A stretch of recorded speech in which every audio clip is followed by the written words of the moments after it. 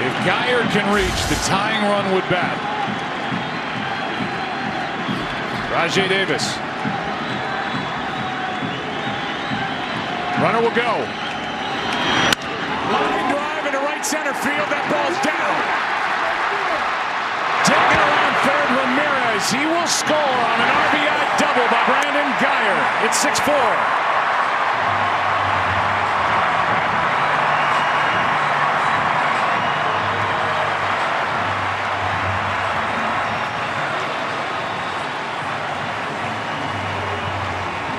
Short, quick, let the power be your friend.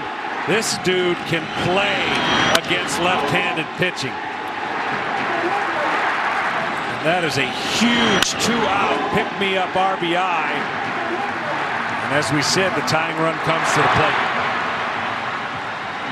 And if nothing else, it puts the Indians in a spot where if it stays like this, at the worst, it takes just one base runner to have a chance in the ninth.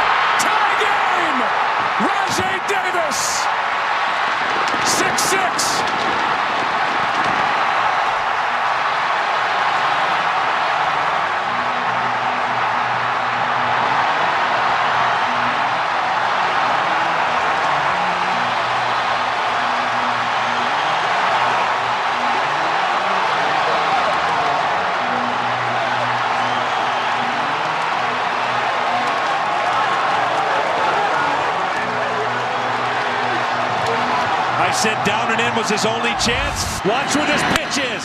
Down and in. He got it. He didn't miss it. He fouled off the pitches that he had to foul off. And the one area that gave Davis a chance to hit a home run is where Chapman threw it.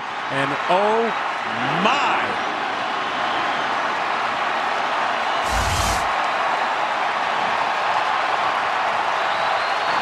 And it comes with 2 outs in the bottom of the 8th of Game 7 to tie it. Here's a base hit by Crisp. Go-ahead run is on.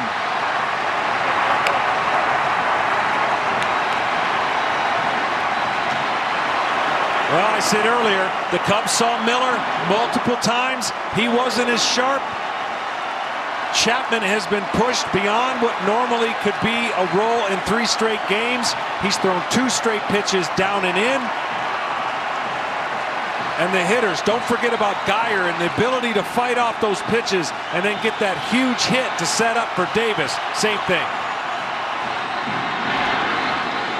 And don't forget about all the work last night in a 7-2 game when the Cubs couldn't add on.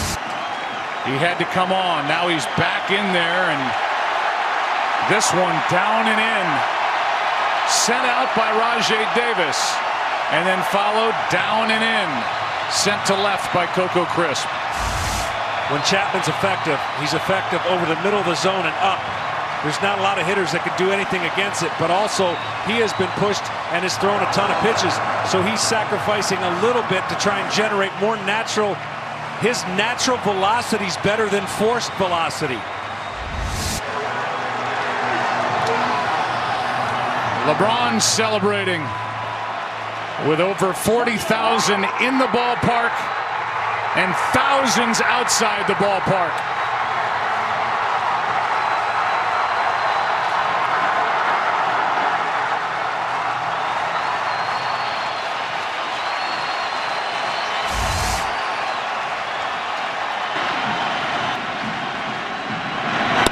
Inning over. That strikeout ends the inning. But in the inning, 3 runs come across for the Cleveland Indians, all with 2 out. Rajai Davis, the 35-year-old, his first home run since August 30th. Heartbreak in Chicago. And a tied Game 7 after 8. Unbelievable.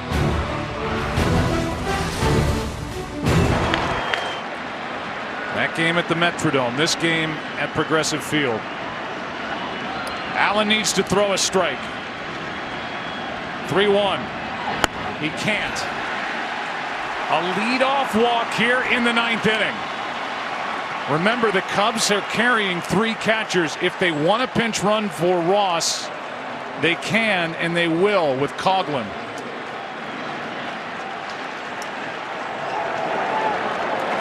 Well, Ross will realize getting back to the dugout.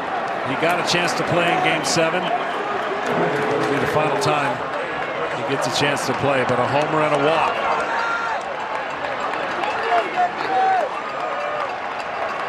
Now Coghlan running at first.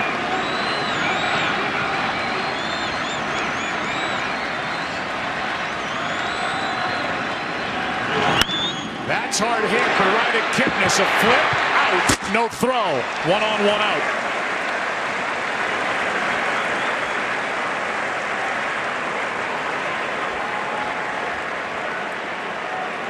Jason Heyward can get down the line, but he squared that ball up. Another hanger. And get the out at second. I think Terry's going to have a double switch situation coming up. It's an inning and 2/3 for Cody Allen. Or he might be asking about the slide at second. Well, the grounds crew, on a separate note, just came firing out from behind the left field wall. They're going to give this a look. The crowd reacts, but it's what we expected, which is Heyward at first, 1 out, and it was an okay slide by the runner. Yeah, and that's what Terry was coming out to see, is the slide okay, and they said yes, and now he will make that pitching change. So it's Heyward at first, 1 out. Cody Allen is gone. Shaw is coming in with Baez coming up.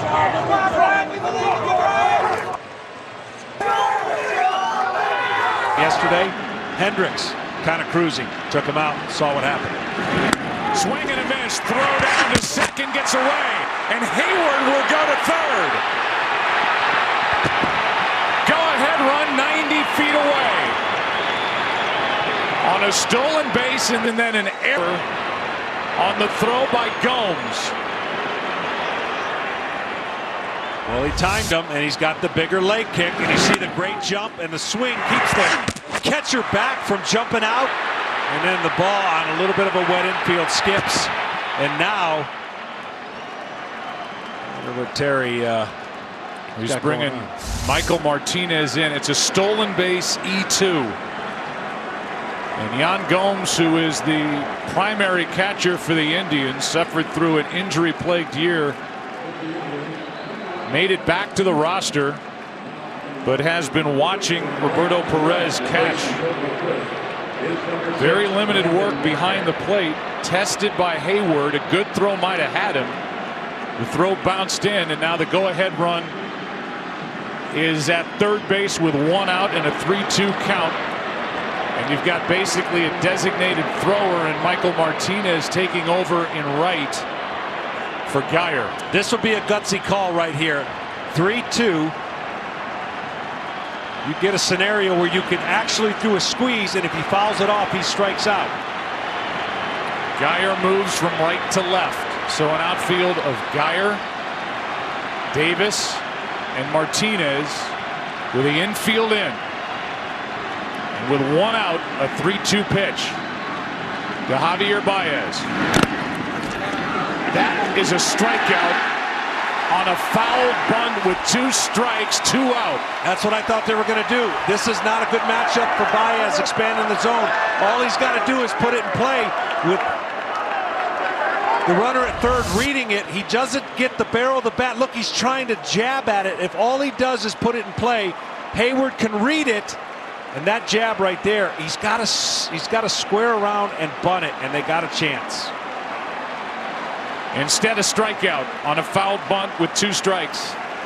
And see, he's protected with that strikeout by not getting the runner. Again, the story with Dexter Fowler. The report was he had agreed to a deal with Baltimore. Ended up signing a one-year deal to come back to the Cubs. Surprised his teammates in spring training. To be a part of it could be a hero. That's into the shortstop spot. Lindor, what a play!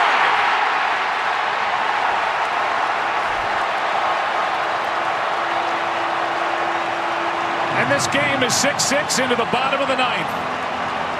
And Lindor had to range all the way behind the bag to end the inning. What a play. Up the middle, good speed by Fowler. You got to throw this quick, and he did. What a play.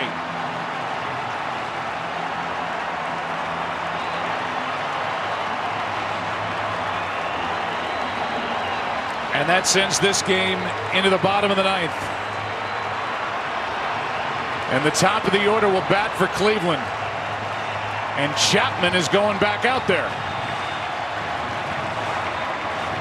The Cubs last won the World Championship in 1908. They went back-to-back in 07 and 08 against the Detroit Tigers. Who was alive in 1908? Al Capone was a 9-year-old. You knew what was to come for Al. Babe Ruth was 13 years old. Thomas Edison, 61 years old in 1908. And Samuel Clemens, a.k.a. Mark Twain, was in his early 70s. And then 68 years ago, the year was 1948. The last time this proud Indians franchise won it all. And for Cleveland, in the history of this great city, two teams have clinched here. The 1920 Cleveland Indians and the 1964 Cleveland Browns. Berg against the Yankees. Santana hits one in the air to left, got under it, and Zobrist is coming on. One out. And Chapman a good job to bounce back from a 3-1 count. Yeah, he threw a 3-1 slider or 3-2 slider, and there's no way I don't think Santana thought that would be the pitch and just got underneath it. Here's the slider. When you're expecting 100, even though it wasn't the best located slider, tough to adjust. 3-2. Struck him out. 98. 2 out. Second strikeout for Chapman. Lindor coming up. And this is typically what he does. He just rears back when that's up in the zone, a hitter. Let's say this with regard to Joe Maddon. No matter any move that was made tonight, he had Chapman on the mound, leading by 3 with 4 outs to get. Right. He'd take that 10 times out of 10.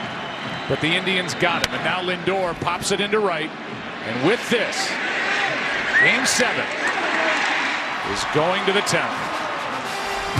Schwarber, Bryant, Rizzo, the 2, 3, and 4 hitters coming up for the Cubs in a 6-6 game.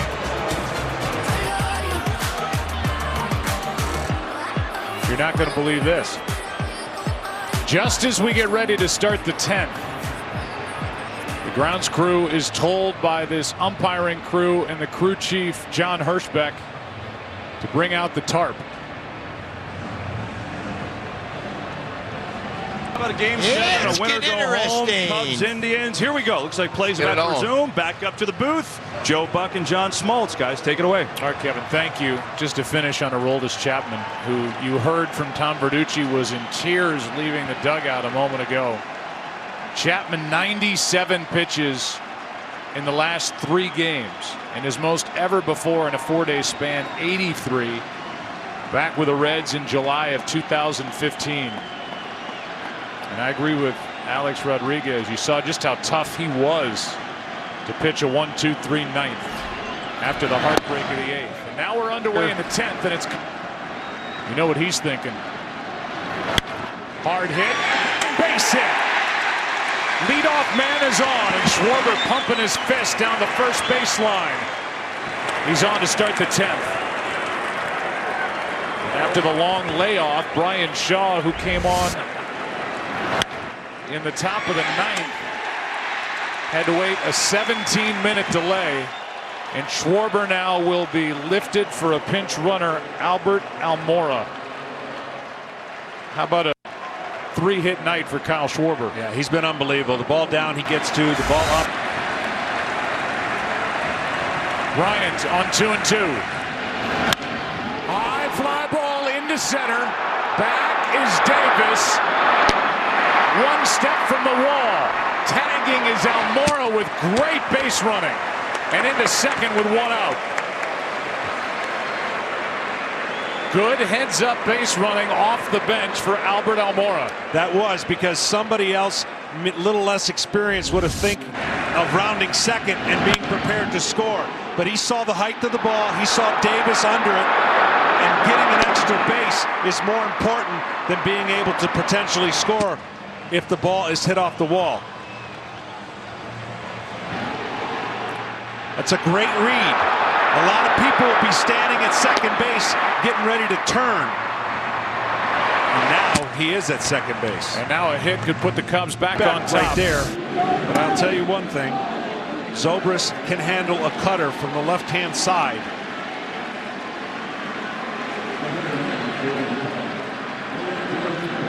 And he knows how to handle these spots. Came in.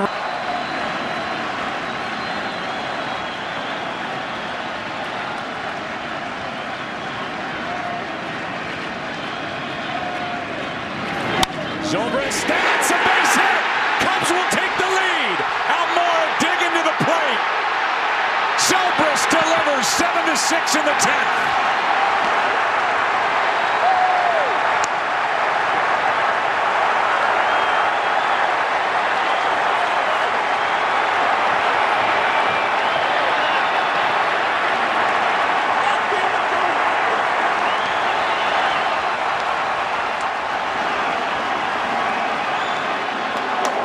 Stays on the ball so well, does Zobrist. Tremendous bat control, and there's a man that I don't know if he thought he'd play a role in tonight's 7th game. To a position to score earlier than it was called for. Second intentional walk. And there's the cutter. He tried to go backdoor. He stays on it, slaps it the other way. And the Cubs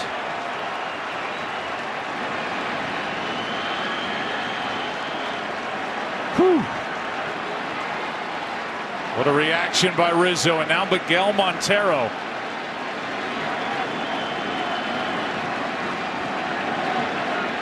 But a long way to go, and Montero would like to take the pressure off the rest of this 10th. That's a base hit. Rizzo scores. Zobrist is held. 8-6 Chicago.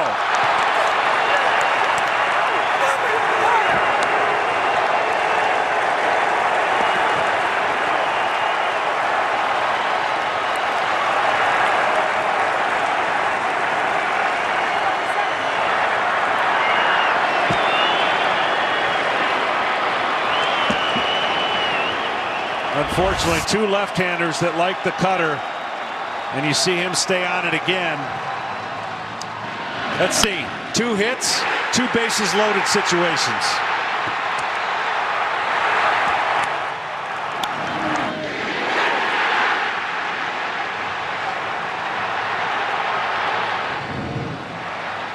And listen to those Cub fans who have paid a dear price to be inside this stadium tonight. All the noise they're making. And you can hear them in Murphy's all the way here in Cleveland. 10th inning, pitching change. Cubs by 2.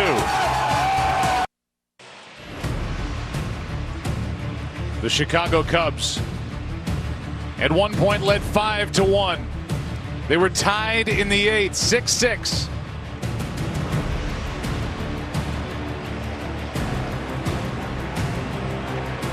And now lead by 2 in the 10th.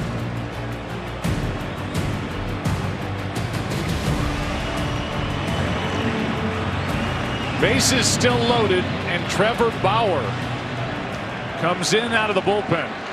He started the season in the bullpen. This postseason, he's made 4 starts. a record of 0-2. Schwarber's hit started this uprising in the 10th. Hayward goes around and strikes out as Bauer bounces another in there. And a big strikeout for the second out of the inning.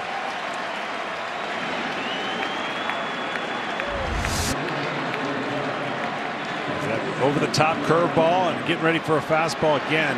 Hayward not recognizing it. And can't hold the swing. How big is the lead for the Cubs going to be?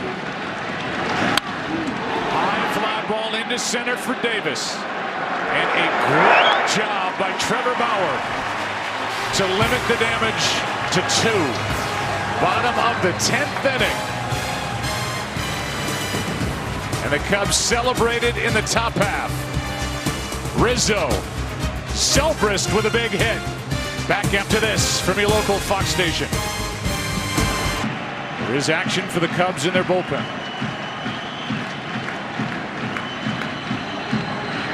A strikeout starts the 10th.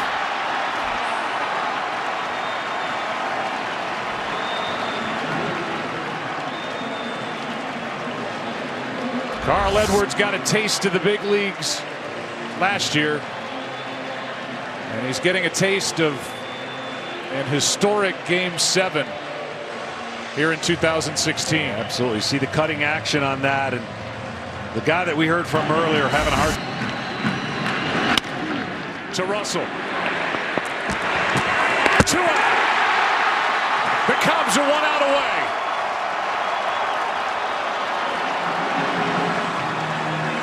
And the batter will be Brandon Guyer.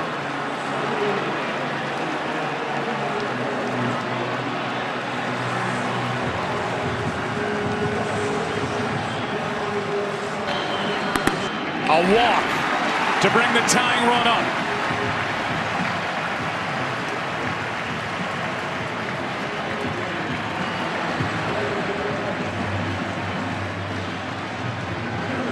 Here comes Chris Bosio, the pitching coach, with Rajai Davis coming up.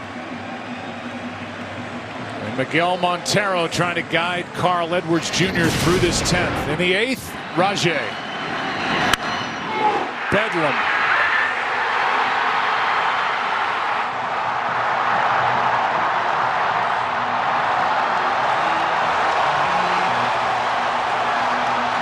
Curveball.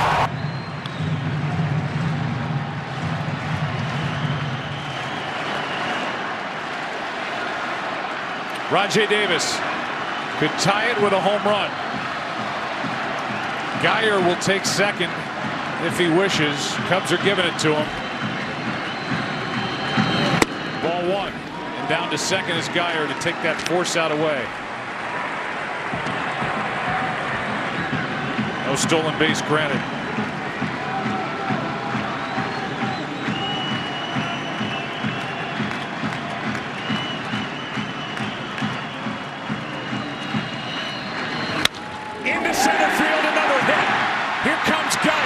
The throw into second. It's a 1-run game.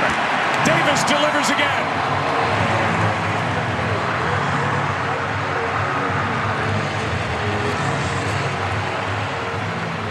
And that's going to be it for Carl Edwards Jr. We've got the first 2, a walk and now an RBI single.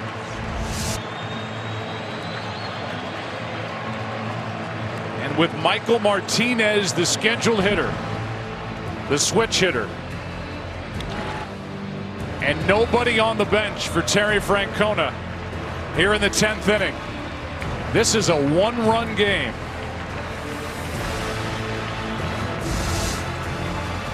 Edwards is out.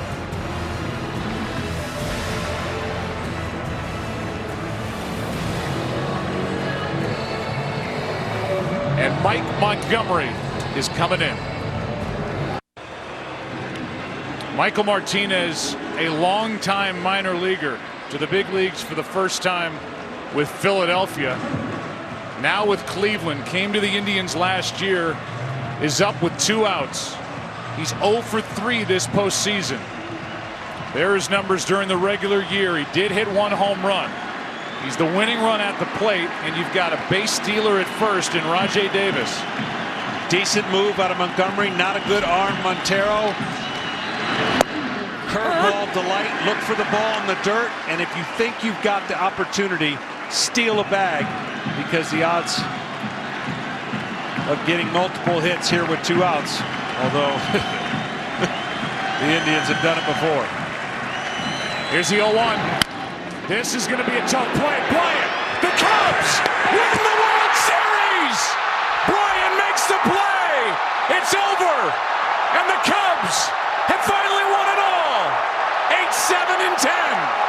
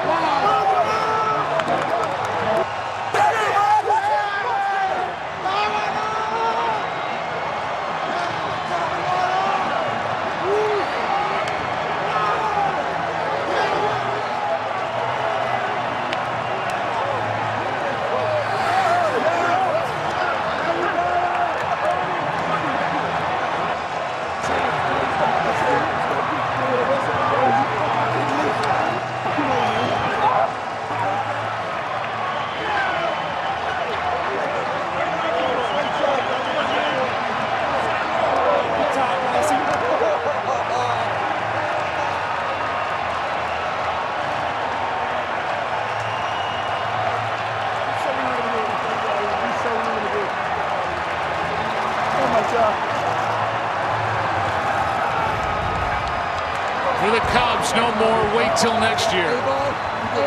No more talk of 1908.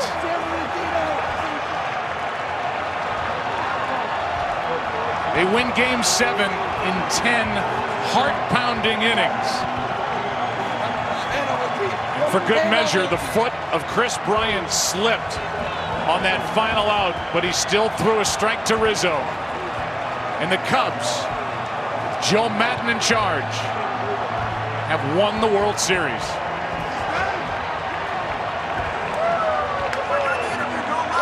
What a game. What a series. What a night. Down to Tom Verducci.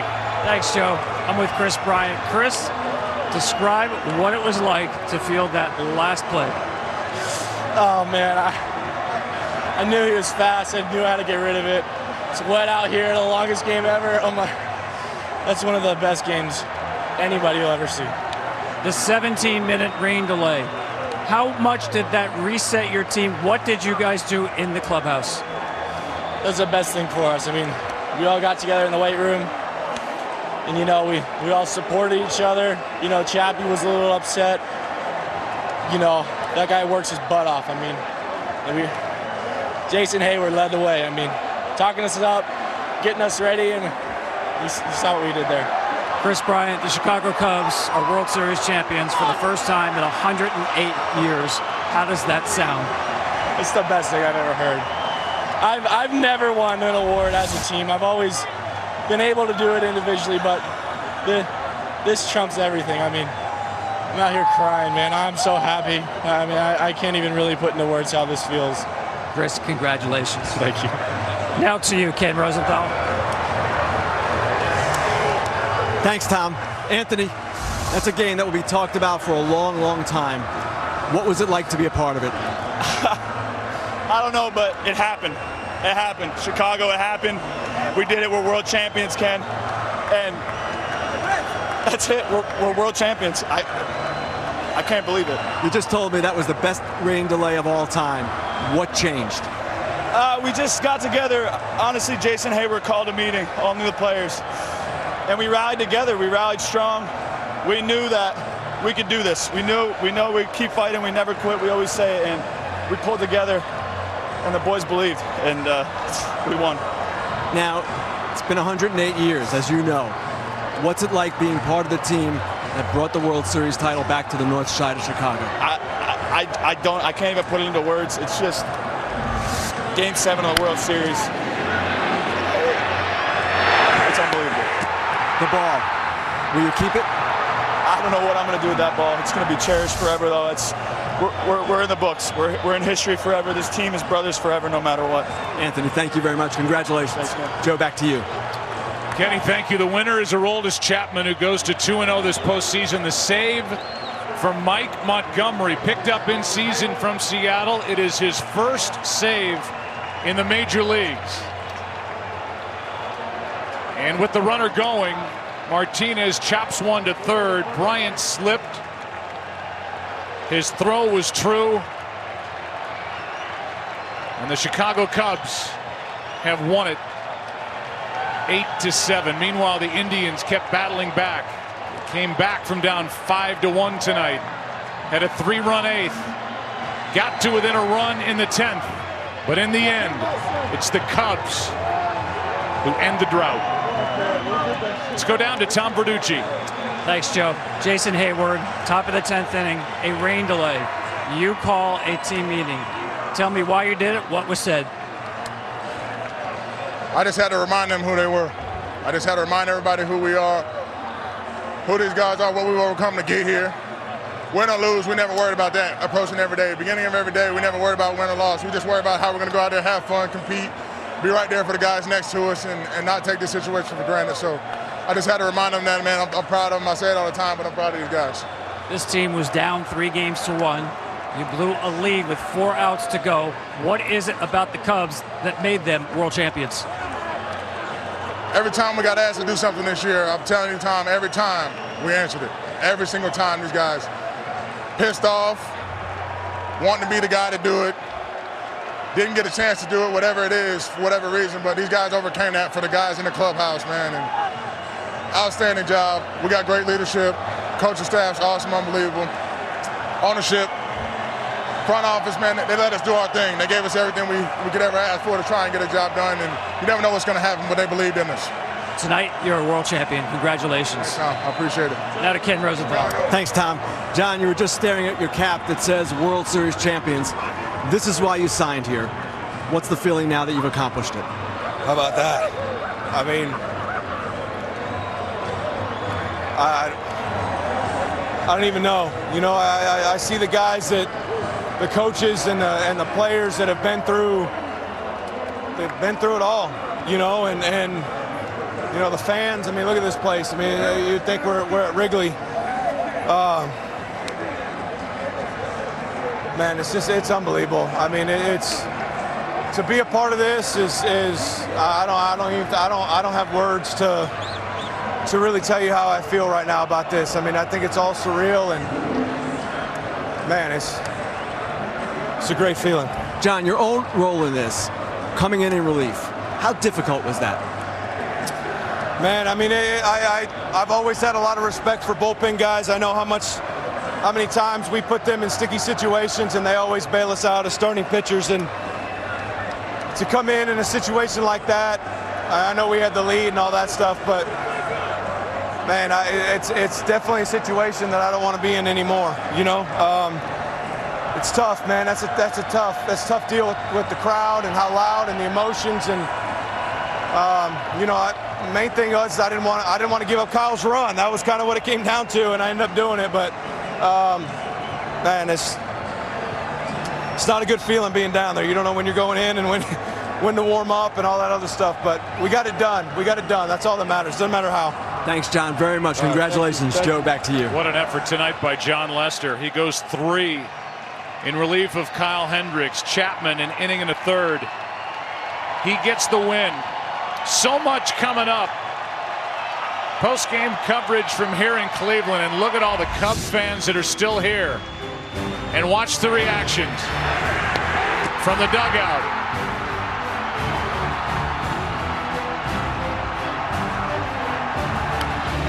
To the veteran catcher who's walking away, a champion.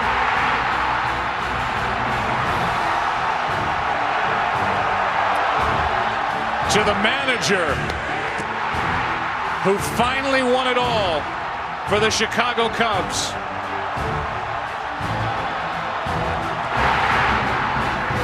to the man who put the plan in action. And all the fans, famous and otherwise, celebrating in Cleveland, Ohio. What a series. Squeezed every drop out of this. Part of the young core for Chicago. Chapman, yeah, he blew the save, but he pitched a perfect ninth, and he gets the win. Carl Edwards got the first 2 outs of the 9th inning. And then Mike Montgomery got the final out. History in Cleveland, Ohio. The trophy ceremony coming up, and the Chevrolet Most Valuable Player Award. Long night ahead on Fox and FS1. Congratulations, Chicago.